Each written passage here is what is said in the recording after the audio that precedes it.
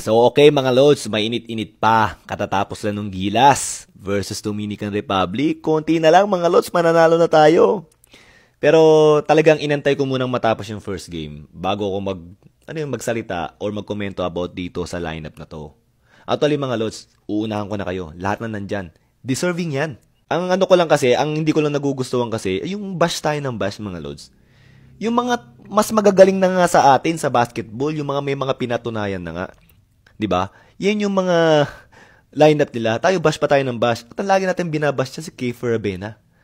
Alam niyo mga Lods, kung titingnan niyo yung lineup na yan, walang pure point guard diyan, kundi siya lang. May mga point guards diyan, pero mga combo guard na point guard. Kahit si Scottie.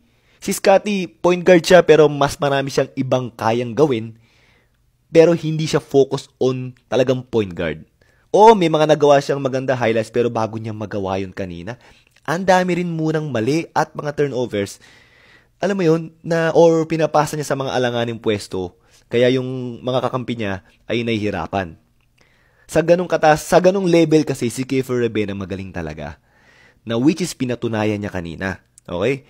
Tapos, may pinagpipilian pa yata Kiefer Rabena or Abando. Bakit silang dalawa yung choices? Magkaibang pwesto yun. Natural sa natural, yung mga coaches, yung mga eksperto, ang pipiliin yung Kiefer Rabena. Kasi mas mahalaga yung lalaro ang role nung Kiefer Rabena kaysa dun kay Renz. Kasi si Kiefer, stabilizer, pure point guard, mahirap makakuha nun. Yung isang pure point guard natin, nagpapagaling si Kuya LA, di ba? Sana gumaling siya agad. Si Jason Castro, siguro naman, na-serve niya na yung time niya, di ba? Tapos, sino pa ba? Si Baroka is siguro too late na, 'di ba? Medyo may edad na rin, 'di ba? So ang pinaka-available sa tingin ko yung Kiefer Rabena as a pure point guard. Kung meron mang pure point guard pa siguro yung RR Garcia pero hindi ko alam kung ready siya sa ngayon para maglaro diyan eh. Tapos yung Renz Abando mga Lods, kaya medyo nag-aalangan yung mga coaches. Magaling yun as in ako bilib na bilib ako doon pag pinapanood ko dati sa letran yun. 6'2 kasi siya na 3-4 ang laro. Siyempre, hindi siya pure na 3 hindi siya pure na wingman talaga Medyo 4 siya Tapos 6'2 ang height. Sa international kasi, sa mga ganung pwestuhan, mas matatangkad sa kanya at mas malalaki yung katawan. Kaya medyo nag-aalangan. Pero no question naman kung deserving siya makapasok dito hindi. Kaya siguro, sana naiintindihan nyo yung mga coaches, yung mga mas magagaling sa atin, bakit yun yung mga tingin nila. Kaya huwag tayo bash ng bash. Sabi nga ni Kuya Big, 'di ba? Big Manuel, bago tayo mambash, siguraduhin muna natin na malayo narating natin sa basketball. Si Junior Fajardo, lagi din natin binabash. Ilang beses nag-MVP yan sa Pilipinas, so ibig mo sabihin yung MVP natin hindi magaling? Magaling yan, natural. 'Di ba? Kanina pinatunayan niya na yung bigat niya, yung lakas niya, pati yung shooting prowess niya, ang galing. Yun lang, ang kulang talaga niya naman, yung bilis lang naman Pero yung galing nandun. Hindi siya malaki lang. Magaling talaga si Junmar. And I'm so proud of it. 'Di ba? Tapos si Coach Chot. 'Di ba? Naipanalo tayo nun dati, 'di ba? O sige, dati yun. Pero naipapanalo pa rin naman niya Maganda pa rin naman yung mga performance na nagagawa niya. Kaso nga lang, talagang iwan na tayo ayon kay Coach Yeng. Hindi rin naman nila kasalanan yun. May ibang video ko about dun. Siguro, ang hindi ko lang nagustuhan siguro sa kanya kanina, but hindi niya binalik yung Kiefer Rabena. Siya lang yung stabilizer. Notes, kanina na 5 seconds si Jordan Clarkson. Bakit? Hindi pa nabibigay yung bola, yung Dwight Ramos, diba? Lumapit na kagad. So, nawala yung spacing. Nung nakuha ni Clarkson yung bola, wala na yung spacing, hindi niya na may pasa. So, na 5 seconds siya instead na ma-turnover siya. Tapos, na offensive foul siya.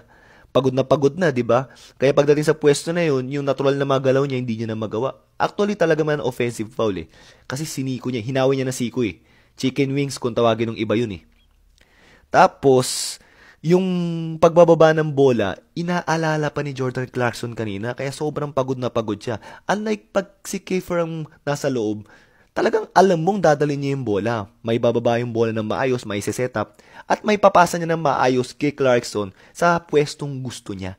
Sa pwestong mas madali siya makaka-atake. Kasi siya nga yung pure point guard 'Di ba? Kanina, dribble din naman ang dribble yung mga ibang gwardiya natin.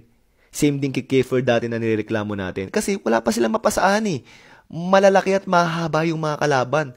Nung later on ng game, nung fourth quarter, nung crucial na, 'di ba? Hindi tayo makatira. Hindi rin tayo makapasa ng maayos, 'di ba? Yun lang yung tingin ko kanina ang ganda na laro ng Kiefer, pwedeng ibalik. Kaso nga lang, baka nag-iingat si coach kasi ang daming bashers eh. Imbis na makatulong tayo. Ang theory ko lang kung bakit tayo ganyan kasi because of PBA rivalries. Siguro pagkalaban natin yung ibang bansa, sana wala muna nun. Yung makakatulong muna sa bansa. Kahit na nasa kabilang team siya, pero deserving naman siya. Di ba? Walang problema. Hindi porket ito yung paborito nating player dahil ito yung nasa team natin. Yun yung lagi natin chinicheer.